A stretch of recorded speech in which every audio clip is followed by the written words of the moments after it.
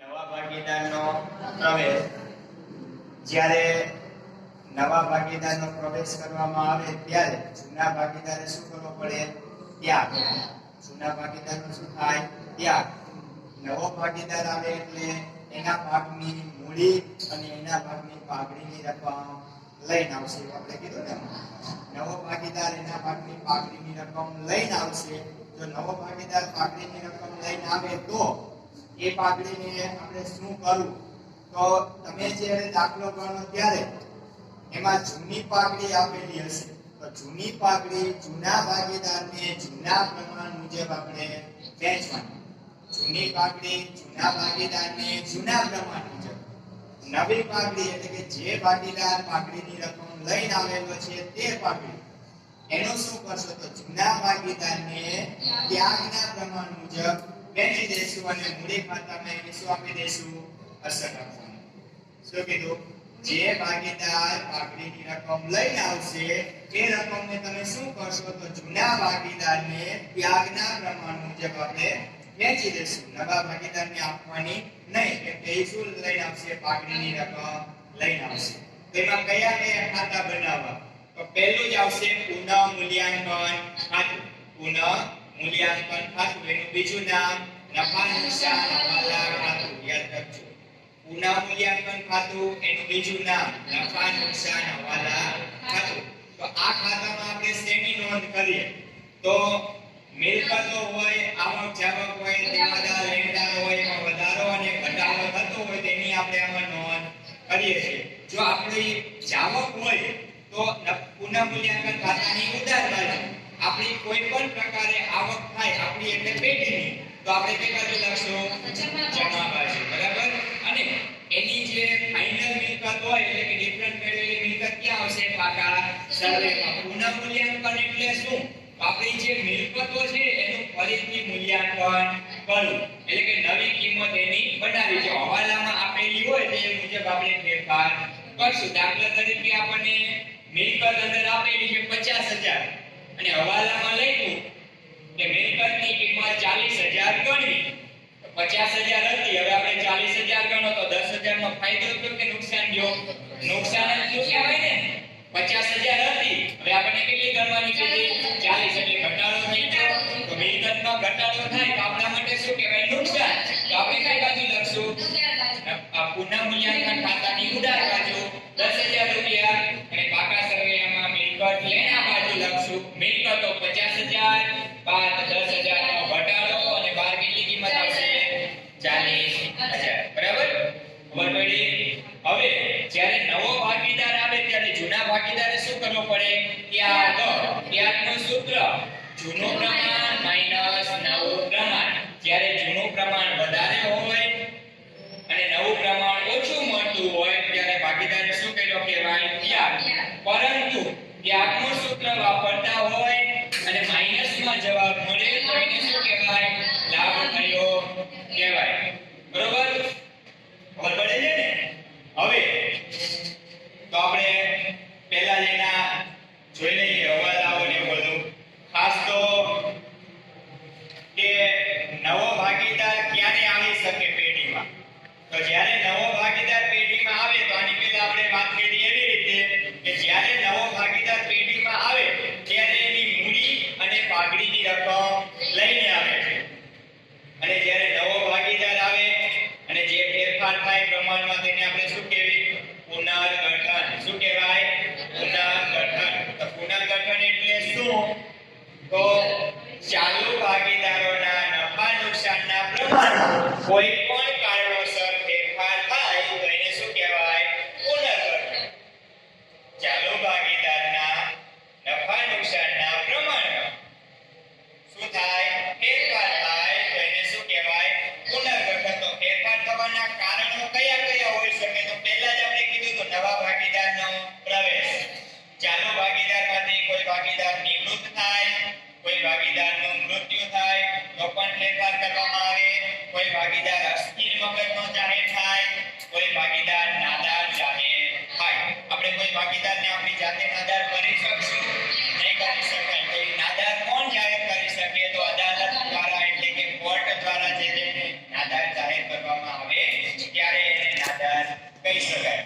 જો કોઈ એક ભાગીદાર જાય અથવા કોઈ ભાગીદાર આવે તો ખાલી ભાગીદારીમાં ફેરફાર થાય છે, પેઢીમાં ફેરફાર થતો નથી. એટલે કે પેઢીનું વિસર્જન ક્યારે થાય? બધા જ ભાગીદારો છૂટા થઈ જાય અથવા અદાલત દ્વારા નોટિસ દ્વારા પેઢી સંપૂર્ણ રીતે બંધ કરવામાં આવે તો પેઢીનું વિસર્જન થાય. અને જો કોઈ કારણોસર ભાગીદારીના પ્રમાણમાં ફેરફાર થાય તો ભાગીદારીનું વિસર્જન થાય છે. કયા કયા કારણોસર હોય પુનર્ગઠનના? તો નવા ભાગીદારનો પ્રવેશ, ચાલુ ભાગીદારમાંથી કોઈ ભાગીદાર નિવૃત્ત થાય, કોઈ ભાગીદાર મૃત્યુ થાય, કોઈ ભાગીદાર નાદાર જાહેર થાય અથવા અસ્થિર મગજનો જાહેર થાય. ત્યારે હવે નવા ભાગીદારને લાવવા માટેના કારણો હોય ને, એમના તો તે ભાગીદાર આવી ન જાય તો ક્યારે આવી શકે? તો જ્યારે વધારે મૂડીની જરૂરિયાત હોય, પેઢી ચાલુ હોય અને વધારે મૂડીની જરૂરિયાત હોય તો શું કરશે? નવા ભાગીદારને દાખલ કરશે. એટલે ભાગીદાર મૂડીની રકમ લઈને આવશે. અથવા જ્યારે કાર્ય બોજ વધુ જતો હોય, પેઢીનો વિસ્તાર થતો હોય, વિસ્તાર વધતો હોય, પેઢી ખૂબ જ પ્રગતિ કરતી હોય, એનો વિસ્તાર વધતો હોય, કાર્ય બોજ વધતો હોય ત્યારે નવા ભાગીદારનો પ્રવેશ થાય છે. બરાબર? હવે આપણે એમાં ત્યાગનું પ્રમાણ મેળવવા માટેનું સૂત્ર આપણે કીધું. નવા ભાગીદારનો પ્રવેશ થાય તો એમાં ત્યાગ થાય. કોનો ત્યાગ થાય? જૂના ભાગીદારનો. તો નફા નુકસાનના નવા પ્રમાણની ગણતરી તો આપણે પહેલું એમાં આપેલું છે કે જ્યારે જૂના ભાગીદારોના ત્યાગનો ભાગ કે ત્યાગનું પ્રમાણ આપેલ ન હોય ત્યારે તો હેડિંગ મારો, પહેલું જ હેડિંગ મારો કે જ્યારે જૂના ભાગીદારોના ત્યાગનો ભાગ, જ્યારે જૂના ભાગીદારોના ત્યાગનો ભાગ કે ભાગનું પ્રમાણ આપેલ ન હોય ત્યારે ત્યાગનો ભાગ કે ત્યાગનું પ્રમાણ આપેલ ન હોય ત્યારે તો તમને શું આપેલું હશે? તો એક રકમ લખો, એક રકમ લખો. A અને B, A અને B એક પેઢીના 3/2 ના પ્રમાણમાં A અને B, A અને B કેટલું પ્રમાણ કીધું? 3/2 ના પ્રમાણમાં નફો નુકસાન વહેંચી લેતા ભાગીદારો છે. નફો નુકસાન વહેંચી લેતા ભાગીદારો છે. નવા ભાગીદાર C ને, નવા ભાગીદાર C ને નફામાં 1/4 ભાગ આપવાનો છે. 1/4 ભાગ આપવાનો છે. 1/4. C નો ભાગ 1/4 એટલો ભાગ એને આપણે આપવાનો છે. 1/4 ભાગ. તો ત્રણેય ભાગીદારના નફા નુકસાનના પ્રમાણની ગણતરી કરો. તો ભાગીદારના નફા નુકસાનની ગણતરી કરો. હવે જો એક વસ્તુ નક્કી છે કે બે ભાગીદારનું પ્રમાણ આપેલું છે. બે ભાગીદાર એટલે કોણ? A અને B. એનું પ્રમાણ કેટલું આપેલું છે તમને? 3/2. અને જે નવો ભાગીદાર આવે છે એને કેટલું પ્રમાણ આપણે આપવાનું છે? 1/4 એટલે 1/4. હવે આપણને પેઢીનો નફો આપેલો નથી તો કુલ નફો ભાગ કેટલો હોય? તો કુલ નફા ભાગ હંમેશા કેટલો ધારી લેવાનો? 1. કેટલો હોય કુલ નફા ભાગ? 1. તો આપણે લખવાનું ધારો કે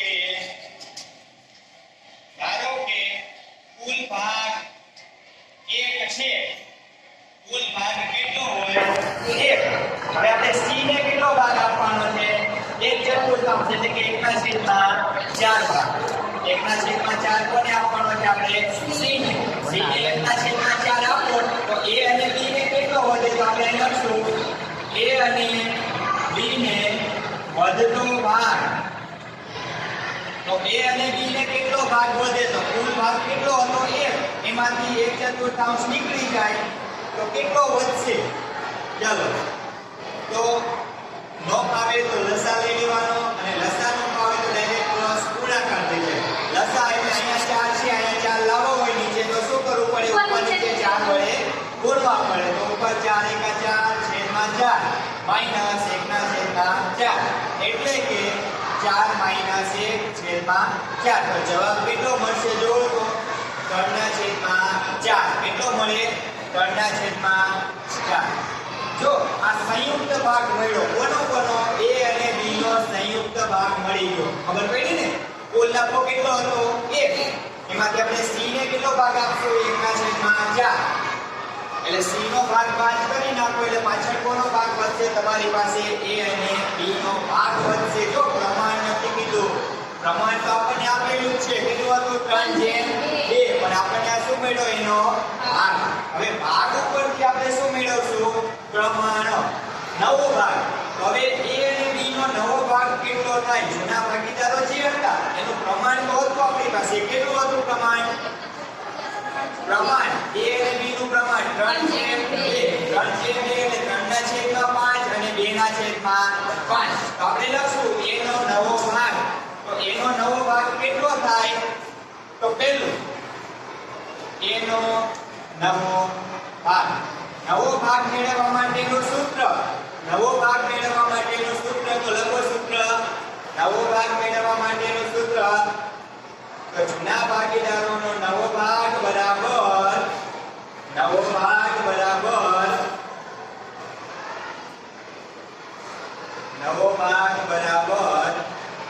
બંને ભાગીદારનો સંયુક્ત ભાગ ગુણ્યા જૂનું પ્રમાણ. નવો ભાગ એટલે કે સંયુક્ત ભાગ. ખબર પડે છે ને?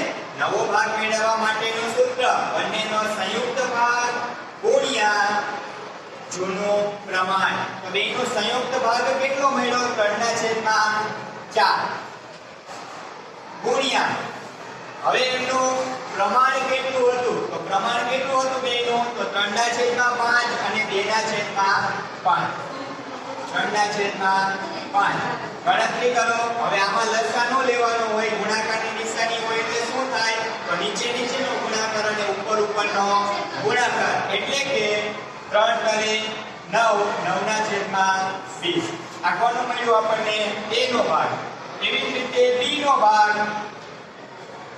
B નો ભાગ બરાબર સંયુક્ત ભાગ કેટલો છે? 3/4 એના ગુણ્યા એનું પ્રમાણ કેટલું હતું? 2/5. બરોબર ને?